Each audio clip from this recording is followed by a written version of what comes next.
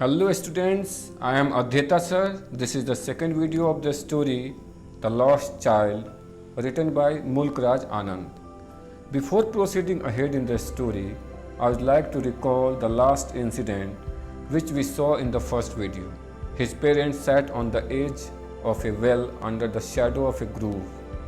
After taking some rest for a while, they started their journey again to the fair.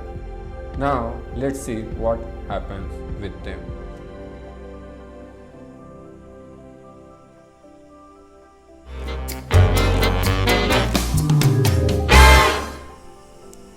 As they neared the village, the child could see many other footpaths full of throngs converging to the whirlpool of the fair, and felt at once repelled and fascinated by the confusion of the world he was entering. Throngs means crowd. Whirlpool, it's a literal meaning a place in a river or sea where there are strong currents moving in circles, means bhavar. Repelled, pushed ahead or forced ahead. Actually, whirlpool means here rotation of people. So now as they means the child and his parents, they came to the they came very close to the village. The child could see many other footpaths, roads, and those footpaths were full of crowd of people, means there was a huge crowd of people, and those crowds were rotating like a whirlpool of the fair, means that was the center place of the fair where all the people were going here and there, moving here and there, pushing each other. Just imagine or just recall the moment when you visited any fair, which kind of crowd was there at that time. So you can imagine it.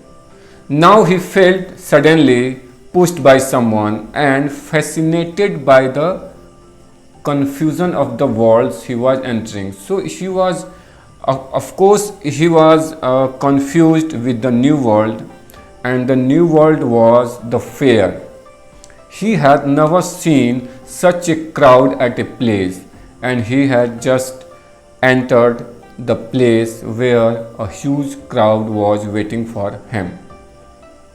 A sweetmeat seller hawked gulab jamun, rasgulla, birds, jalebi at the corner of the entrance, and a crowd pressed round his counter at the foot of an architecture of many colored sweets, decorated with leaves of silver and gold.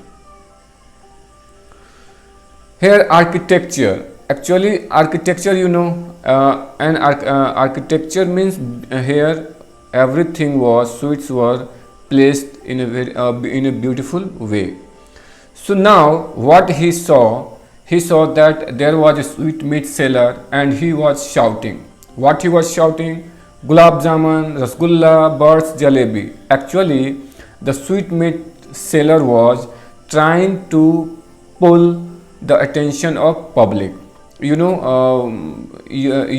see it in any fair, and that sweetmeat seller was at the corner of the entrance, and there was a crowd at his shop, and sweets were colored sweets, means there were many colors of sweets were there, and those sweets were decorated with gold leaves and silver leaves, right? So actually architecture of many colored sweets means those sweets were placed in a very beautiful way, in a systematic way. You can see in the image how the sweets have been placed in a systematic way. It seems that there was a building made by an architect, right? The child stared open-eyed, and his mouth watered, for that was his favorite sweet. I want that, birds, he slowly murmured. Now, when he saw the sweet, when he saw the birds, his mouth got watered to see his favorite sweets. When we see our favorite food or sweets, our mouth get watered. So like that the little boy felt watered in his mouth for the sweets. He half knew as he begged that his plea would not be heeded because his parents would say he was greedy. So without waiting for answer, he moved on. He knew the answer, what will be answered by his parents.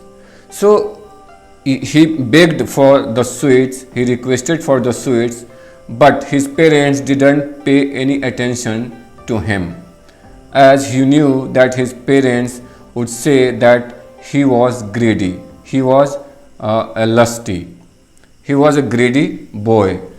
And without waiting for his parents' answer, he moved ahead, he moved on, he kept on walking. At flower seller hawked garland of gulmohar, a garland of gulmohar. The child seemed irresistibly drawn. He went towards the basket where the flowers lay heaped and half murmured, I want that garland. When he moved ahead, when he covered some distance, he saw a flower seller was hawking, was shouting, garland of gulmohar, garland of gulmohar. Now, child couldn't control himself. He attracted by those garland of gulmohar. Right? Irresistibly means greatly, means atyadhik. So he was attracted greatly by those garland of gulmohar. So he went towards the basket where the flowers were heaped and half murmured, and now he requested very slowly in a very low voice, I want that garland. So he requested for that garland. He knew his parents would refuse to buy him those flowers because they would say that they were cheap. Without waiting for an answer, he moved on. But he knew it very well that his parents would not buy him those garland of gulmohar. So they will refuse him to buy those flowers because they would say, what would say? They would give him an excuse that those flowers were cheap. So without waiting for any answer from his parents, he again moved on. A man stood holding a pole with yellow, red, green and purple balloons flying from it. Now he saw that there was a man and he was holding a pole and he was selling balloons, different colors and different colors of balloon. They were yellow, red, green and purple. The child was simply carried away by the rainbow glory of the silken colors, and he was filled with an overwhelming desire to possess them all. Those balloons were looking like rainbow, right? Here a pole means a long thin piece of wooden or metal thing, right? Silken means soft, overwhelming, excessive. So here what he saw that there was a man and he was selling different colors of balloon, and the child was simply carried away by the rainbow glory. The rainbow glory means those different colors of balloons were looking like rainbow, and he was totally carried away, totally attracted by the soft color of the balloons, and he was filled with excessive desire to buy them, to have them all balloons. But he well knew his parents would never buy him the balloon. He knew his parents, the nature of his parents. His parents would give him some other excuses not to buy him the balloons, because they would say he was too old to play with such toys. So he walked on farther. Farther means ahead at distance. Why he thought that? He thought that his parents give him another excuse, and what would be the another excuse? They would say that his age is not to play with balloons because he had now grown up child.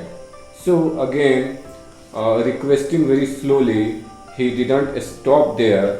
He walked ahead.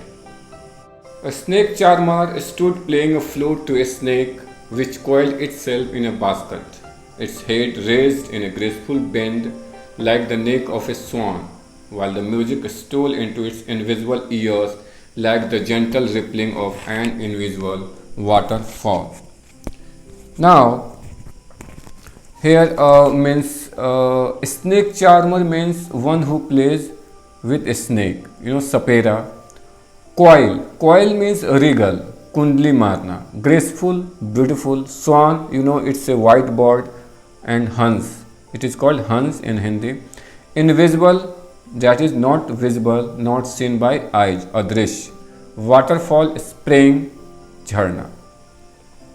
Now he saw a snake charmer, and he was standing there and playing a flute to a snake, and the snake was coiled itself in a basket, you can see in the image, and its head means snake's head was raised very beautifully, and it was looking like the neck of a swan.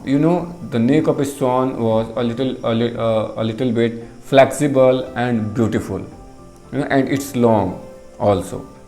So while the music was playing by the while the music was being played by the snake charmer, the music was going through his invisible ears, and his ears were like the gentle small wave, small wave ripplings of a invisible water.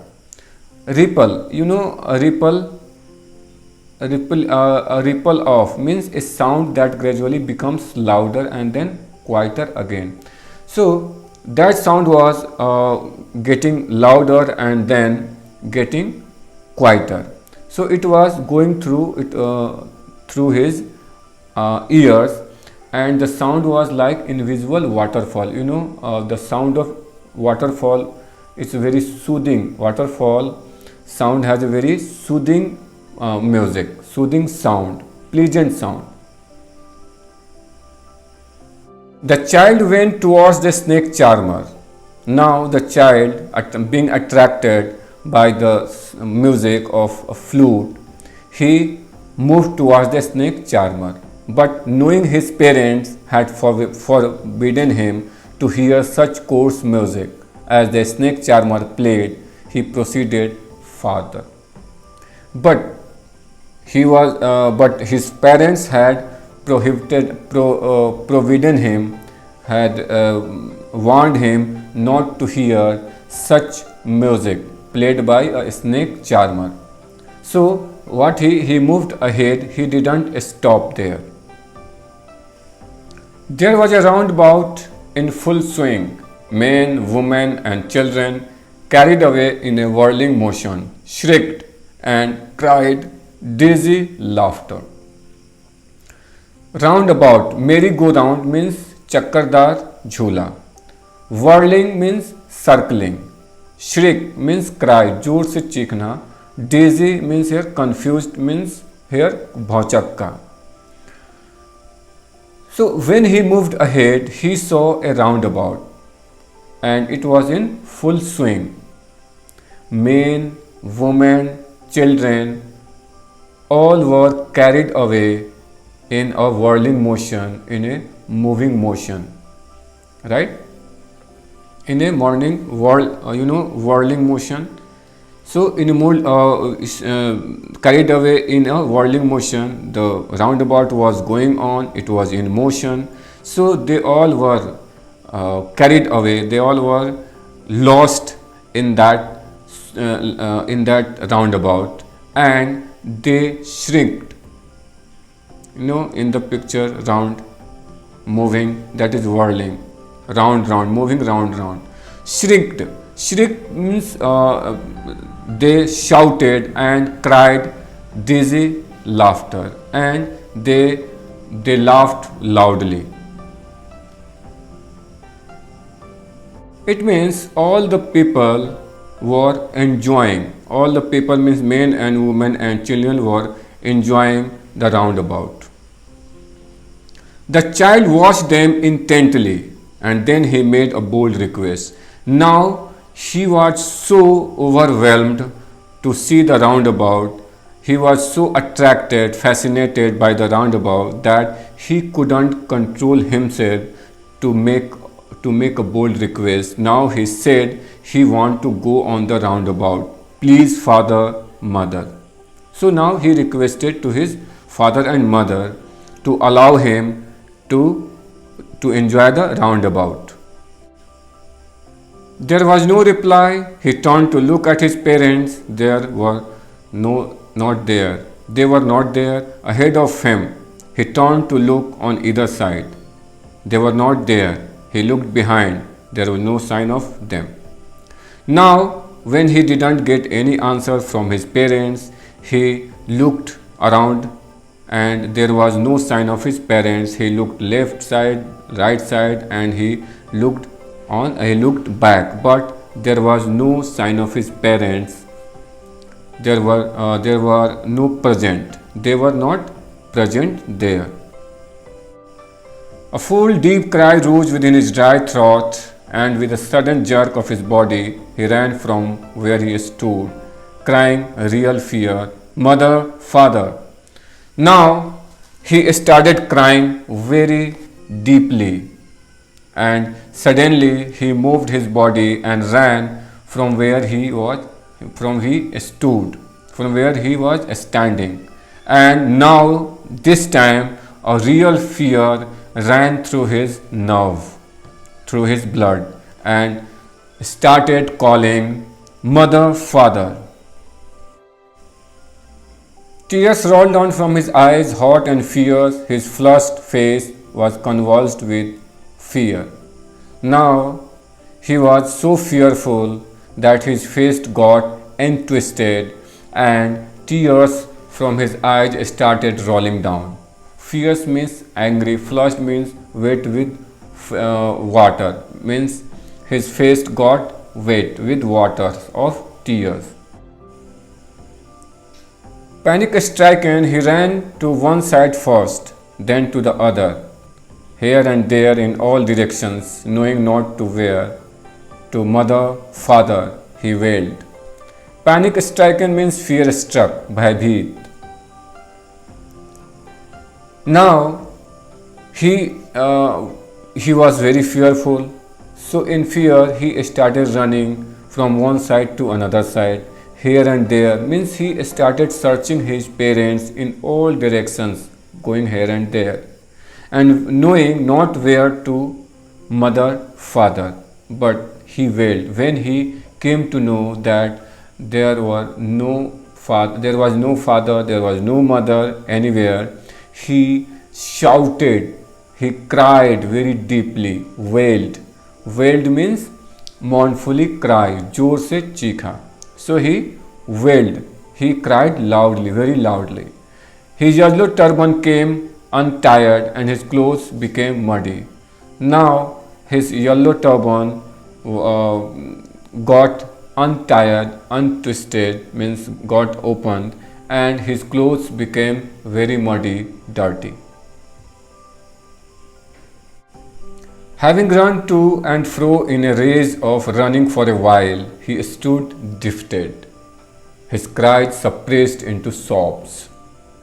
Now, running to and fro, running here and there, in rage, in anger, he stopped for a while and stood somewhere, and he felt defeated. He felt defeated means here he felt that he had lost his parents.